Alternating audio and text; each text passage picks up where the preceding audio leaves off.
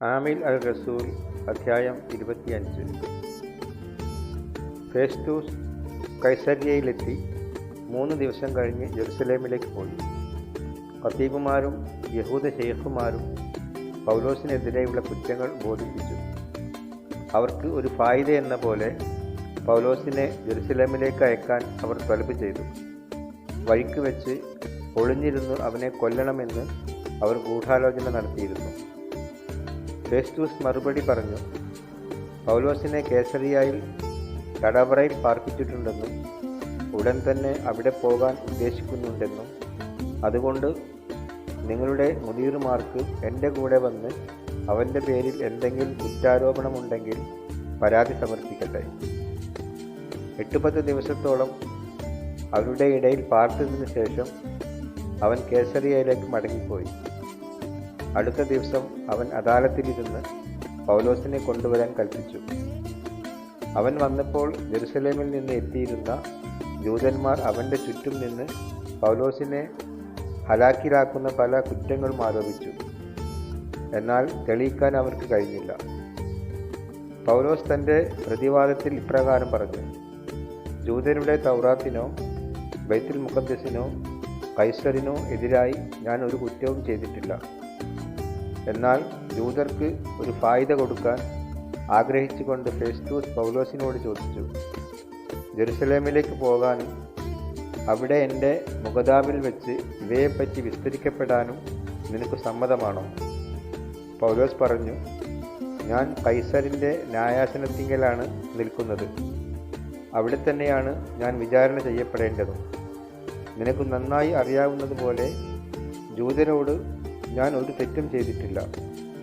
ഞാൻ തെറ്റുകാരനും വധശിക്ഷ അർഹിക്കുന്ന എന്തെങ്കിലും ചെയ്തവരുമാണെങ്കിൽ മൗത്താകാൻ ഞാൻ ഒരുക്കമാണ്. എന്നാൽ അവർ എൻ്റെ മേൽ ചുമത്തുന്ന കുറ്റങ്ങളിൽ കഴമ്പില്ലെങ്കിൽ എന്നെ അവർക്ക് വിട്ടുകൊടുക്കാൻ ആർക്കും കഴിയുകയില്ല. ഞാൻ കൈസറിൻ്റെ അടുക്കൽ മേൽവിചാരണ ആവശ്യപ്പെടുന്നു. ഫെസ്തൂസ് തൻ്റെ മജ്‌ലിസിനോട് ആലോചിച്ചിട്ട് മറുപടി പറഞ്ഞു, നീ കൈസറിൻ്റെ അടുക്കൽ മേൽവിചാരണ ആവശ്യപ്പെട്ടിരിക്കുന്നതിനാൽ അവൻ്റെ അടുത്തേക്ക് തന്നെ നീ പോകും. കുറേ ദിവസങ്ങൾക്ക് ശേഷം അഗ്രിപ്പാ മലിക്കും ബർണിക്കയും ഫെസ്തൂസിനെ സലാം ചെയ്യാൻ കേസറിയയിലെത്തി. അവർ അവിടെ വളരെ ദിവസങ്ങൾ പാർത്തു. ഫെസ്തൂസ് പൗലോസിൻ്റെ കാര്യം മലിക്കിനെ വിവരിച്ചുകൊണ്ട് പറഞ്ഞു, ഫെലിക്സ് തടവിലാക്കിയ ഒരു ഇൻസാൻ ഇവിടെയുണ്ട്.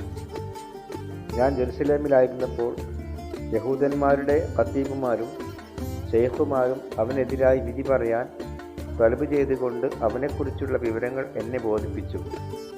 വാദിയും പ്രതിയും മുഖദാവിൽ കണ്ടിട്ട് പ്രതിയുടെ മേൽ ചുമത്തിയ കുറ്റങ്ങളെക്കുറിച്ച് മറുപടി പറയാൻ പ്രതിക്ക് അവസരം നൽകാതെ പ്രതിയെ ശിക്ഷിക്കാൻ ഏൽപ്പിച്ചു കൊടുക്കുന്നത് റുമാനിയക്കാരുടെ മര്യാദയല്ല എന്ന് ഞാൻ മറുപടി പറഞ്ഞു.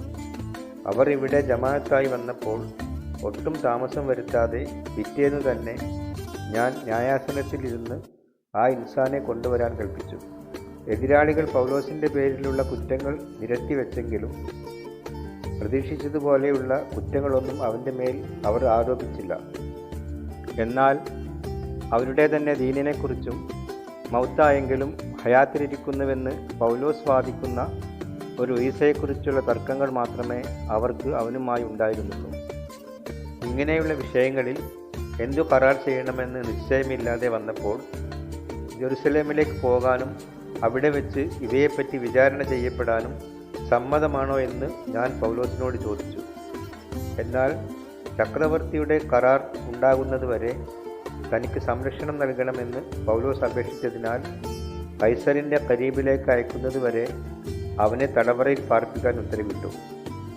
അഗ്രിപ്പ ഫെസ്തൂസിനോട് പറഞ്ഞു, അവൻ്റെ വാദം നേരിൽ കേൾക്കാൻ എനിക്ക് താൽപ്പര്യമുണ്ട്. അവൻ മറുപടി പറഞ്ഞു, എങ്കിൽ നാളെ നിനക്ക് കേൾക്കാം. അടുത്ത ദിവസം അഗ്രിപ്പായും ബർണിക്കയും സഹസ്രാധിപന്മാരോടും മദീനയിലെ ശൈഖുമാരോടുമൊപ്പം വലിയ പത്രാസിൽ വിചാരണ മണ്ഡപത്തിൽ വന്നു. ഫെസ്തൂസിൻ്റെ കൽപ്പനയനുസരിച്ച് പൗലോസിനെ കൊണ്ടുവന്നു. ഫെസ്തൂസ് പറഞ്ഞു, അഗ്രിപ്പാ മലിക്കേ, ഞങ്ങളോടൊപ്പം ഇവിടെ ഹാജരായവരെ ഈ ഇൻസാനെ നിങ്ങൾ കാണുന്നുവല്ലോ. ഇവനെതിരായിട്ടാണ് ജൂതർ മുഴുവനും ജെറുസലേമിൽ വെച്ചും ഇവിടെ വെച്ചും ഇവന് ഇനി ഹയാത്തിലിരിക്കാൻ അർഹതയില്ല എന്ന് പറഞ്ഞ് ബഹളം കൂട്ടി എന്നോട് പരാതിപ്പെട്ടത്. എങ്കിലും വധശിക്ഷയ്ക്ക് അർഹമായ കുറ്റമൊന്നും ഇവൻ ചെയ്തിട്ടുള്ളതായി ഞാൻ കണ്ടില്ല. എന്നാൽ അവൻ തന്നെ ചക്രവർത്തിയുടെ മുമ്പാകെ മേൽവിചാരണയ്ക്ക് തൊലബ് ചെയ്തിരിക്കുന്നതിനാൽ അവനെ അങ്ങോട്ട് അയക്കാൻ ഞാൻ തീരുമാനിച്ചിരിക്കുകയാണ്. ഇവനെക്കുറിച്ച് കൈസറിന് എന്താണ് എഴുതേണ്ടതെന്ന് എനിക്ക് ശരിയായി നിശ്ചയമില്ല. അതുകൊണ്ട് തന്നെയാണ് ഞാൻ ഇവനെ നിങ്ങളുടെ മുമ്പിൽ, പ്രത്യേകിച്ച് അഗ്രിപ്പാ രാജാവെ, അങ്ങയുടെ മുമ്പിൽ കൊണ്ടുവന്നിരിക്കുന്നത്. വിചാരണ കഴിയുമ്പോൾ അവനെപ്പറ്റി എന്തെങ്കിലും എഴുതാൻ എനിക്ക് കഴിയുമല്ലോ. തടവുകാരനെ അയക്കുമ്പോൾ അവനെതിരായുള്ള ആരോപണങ്ങൾ വ്യക്തമാകാതിരിക്കുന്നത് ശരിയല്ലെന്ന് എനിക്ക് തോന്നുന്നു.